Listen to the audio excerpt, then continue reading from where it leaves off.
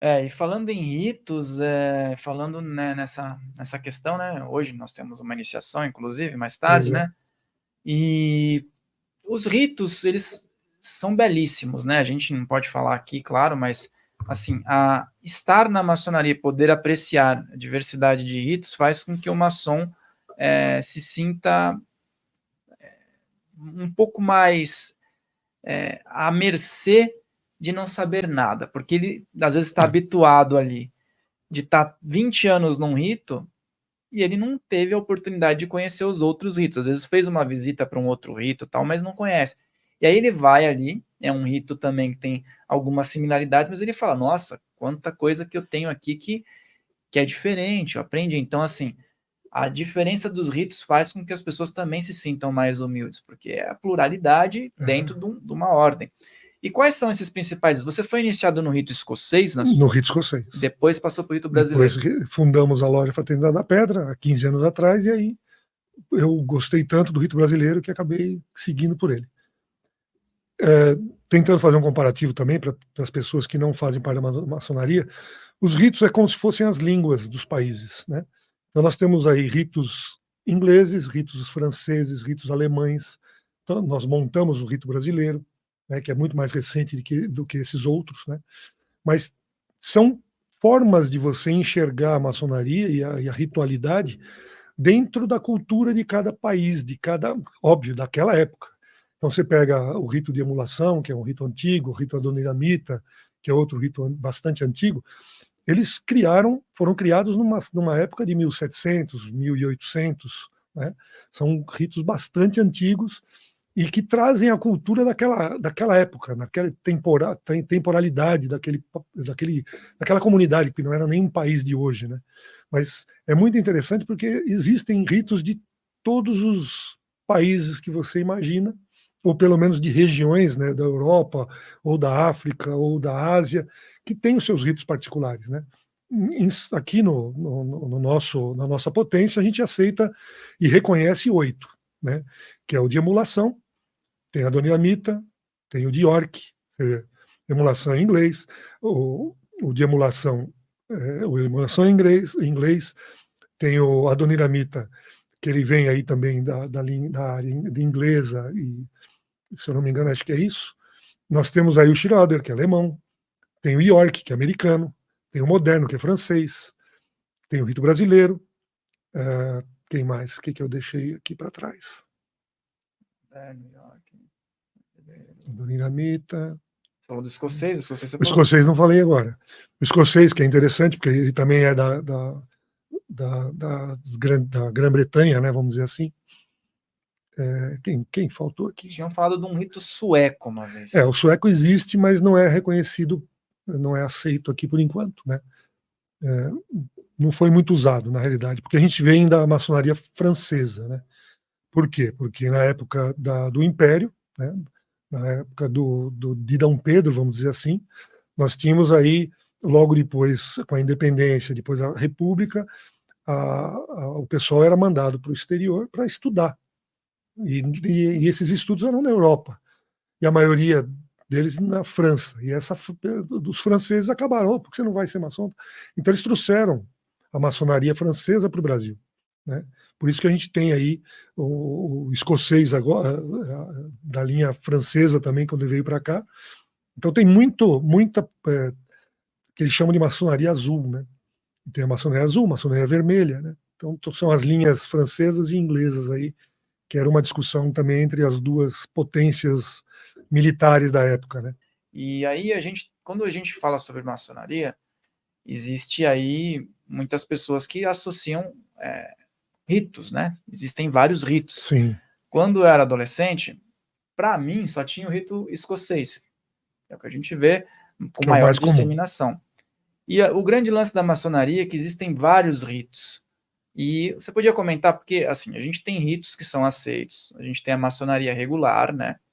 Que é aqui, está dentro de um conjunto aceito e com as práticas que são respeitadas. Tem a maçonaria irregular, que se chama espúria, né? Que não Sim. tem reconhecimento e que existe também bastante, infelizmente. Bastante. Muito mais do que as regulares. E a gente vê várias pessoas quase caindo num golpe, né? Porque pode-se dizer que seria um golpe. É um golpe. É um golpe, É um né? golpe. Porque Quando mexe com dinheiro, faz com que as pessoas gastem dinheiro a mais do que elas têm para apresentar alguma coisa que não é verdade, ou pelo menos totalmente verdade, ela está aplicando um golpe. É estelionato. Isso daí a gente vivenciou recentemente, até na loja que a gente frequenta, né? Não vamos citar nome, nada, mas a situação, só para o pessoal poder ter a exemplificação que alguém pode estar passando por isso. Inclusive, eu apadrinhei, né, esse irmão agora, né, que foi iniciado, o nosso último irmão iniciado, e ele passou por uma situação dessa. Ele chegou a fazer pagamentos, ele chegou a ir em algumas reuniões num escritório lá, não foram, sabe, nem não seguiu templo maçônico, nada. Não seguiu nenhum praxe que a gente estava acostumado. E aí eu me dei conta que me falaram, tal pessoa falou que vai ser iniciado. Eu falei, legal, né?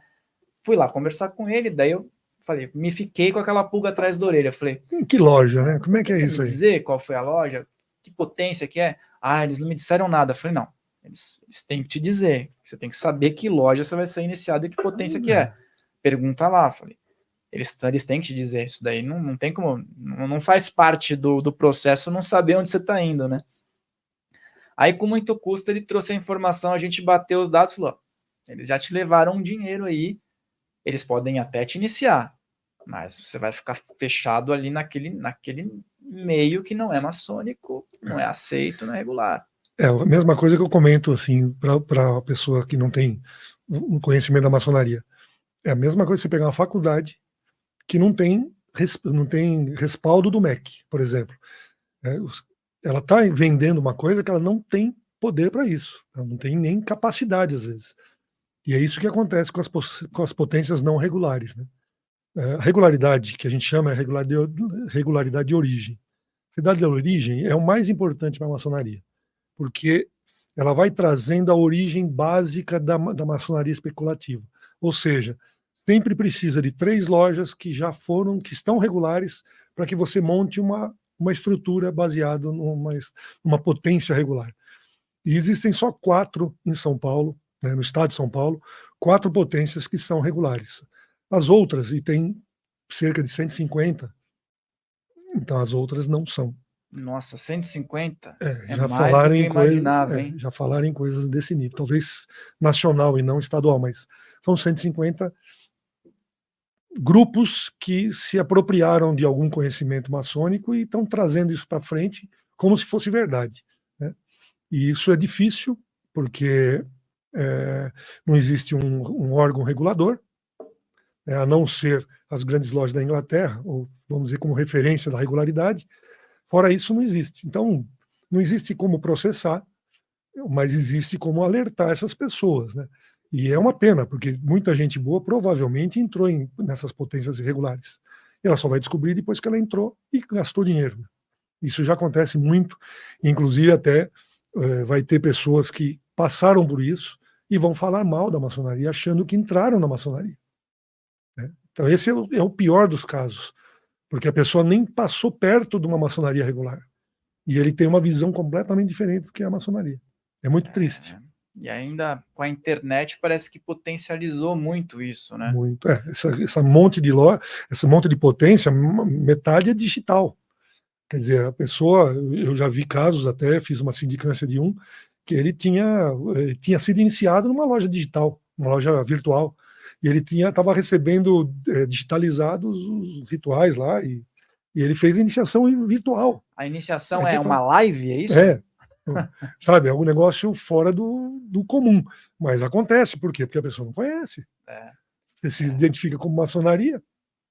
Então é difícil a gente desmistificar e tirar esse pessoal do grupo, né, de fazer com que as pessoas enxerguem. Elas só enxergam depois que entram. É muito triste. E a gente às vezes traz essas pessoas boas, né, porque são pessoas boas também, e tenta trazer elas para as ordens com potências regulares para que elas possam realmente seguir o caminho correto. É um desafio.